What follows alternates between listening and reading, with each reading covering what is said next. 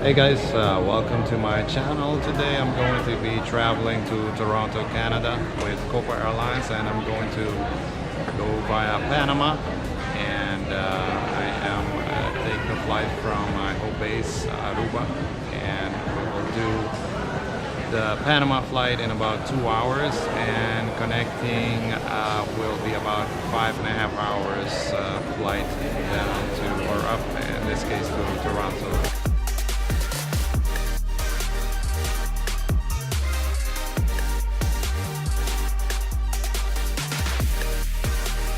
After grabbing a quick lunch, me and my son headed to the gate, where we quickly boarded our first flight to Panama City.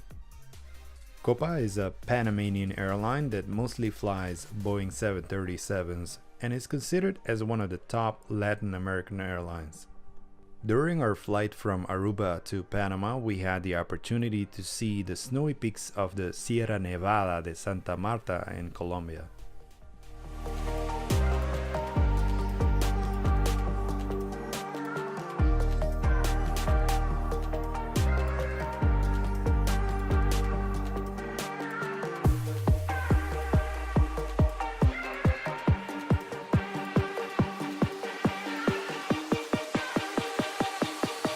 Hey guys, good morning. Today I am in Toronto, Canada. I will be doing the trip in the city for the next 3 days, so join me for this trip as I move along and see museums. I'll be heading to Niagara Falls and many other attractions within the city. So yeah, let's go. After a brief ride on the subway, we first visited the Royal Ontario Museum. In all, we spent around 2 hours here, and honestly, it wasn't even close to being enough time. There is so much to see and learn at this museum, so make sure that if you ever go to Toronto, you set it as one of the top places to visit.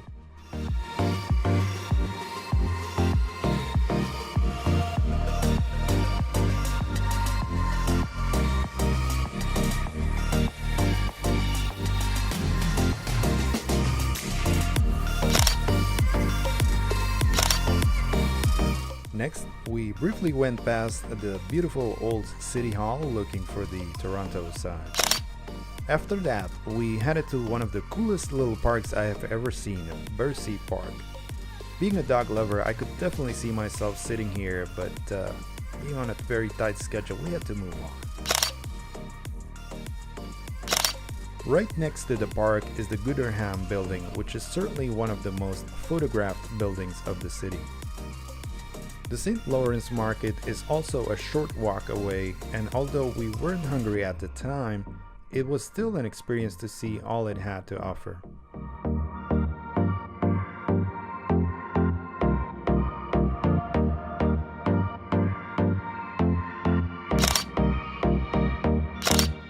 Continuing our walk east, we headed to the Distillery District, which due to the cold and time of day was not as busy. We did decide to grab a quick bite and some coffee, which helped for the cold.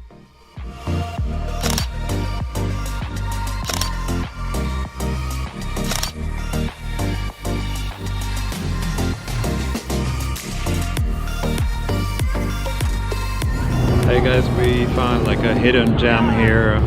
It's a temporary exhibition, and as you can see, it is very, very interesting, very Instagrammable area right now. From what we have understood, the exhibition is going to be now next in Shanghai, China. So yeah, it's going to be until the end of November here in Toronto.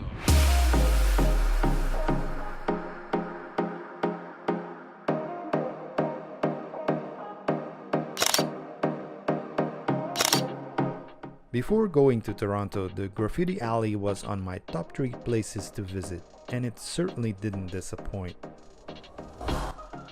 The bright colors seem to help a little bit with the chilly and windy afternoon, and yeah, before you say anything, remember we are from the Caribbean and are just not accustomed to this cold weather.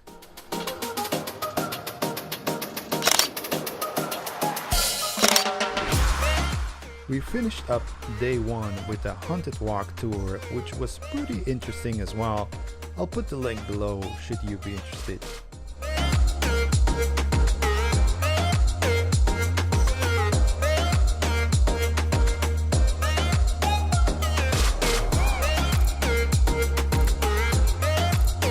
My wine looks fine. What about all of you guys?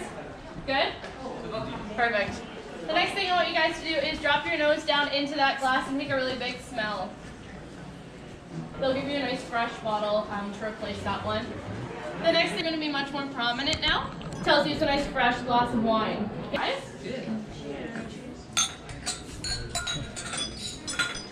This first wine we've poured for you guys today is our reverse per liter. It's great for people who aren't a fan of not too sweet, not too dry. So if you have people coming over and you're not sure what they drink, this is a great option because it's kind of somewhere in the middle there. Winston Churchill once said that the Niagara Parkway was the prettiest drive in the world, and I could clearly see why. Montari, now for the Niagara Falls Canadian side.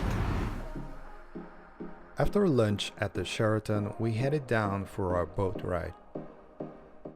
So we are on the Hornblower cruise, I think they call it. So we're gonna visit the Niagara Falls on the Canadian side, and this is what we're gonna experience following this tour. So we're gonna go do the horseshoe, which I believe is the one to the right, and also the first one. Pretty impressive. Now the question will be, how wet are we going to get?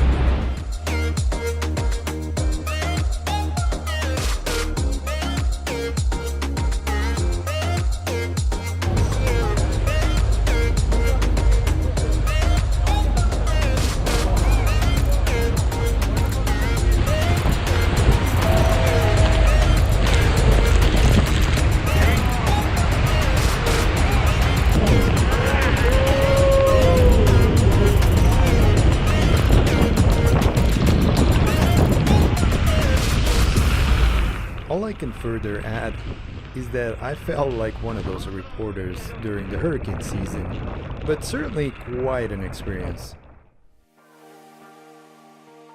After our Niagara tour, we briefly went to the brightly lit Yonge Dundas Square.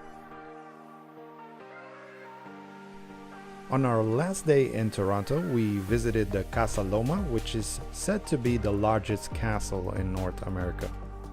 Apart from its history, several movie blockbusters were filmed here, among others X-Men, The Vow, Crimson Peak, just to name a few.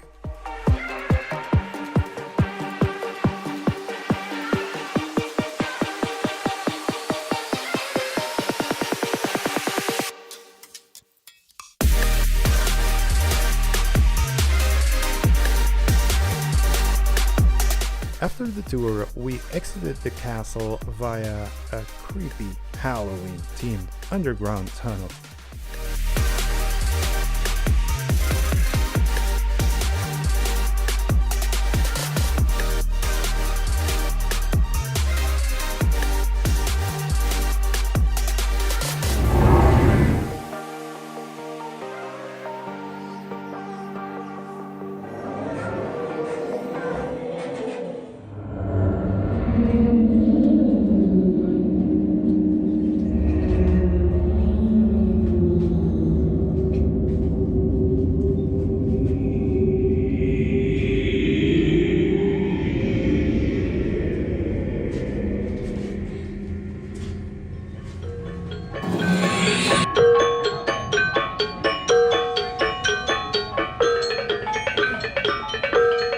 Running extremely short on time and with still several places to visit, we briefly walked through the Kensington Market, later through Chinatown, and on our way to the Art Gallery of Ontario.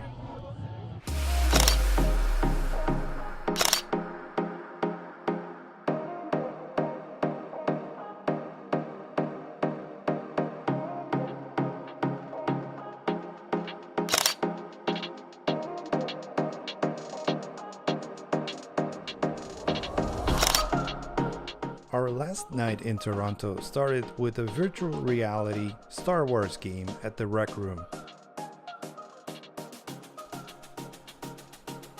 Last but not least, we went up the CN Tower for a night view of this amazing city. So here I am from the CN Tower.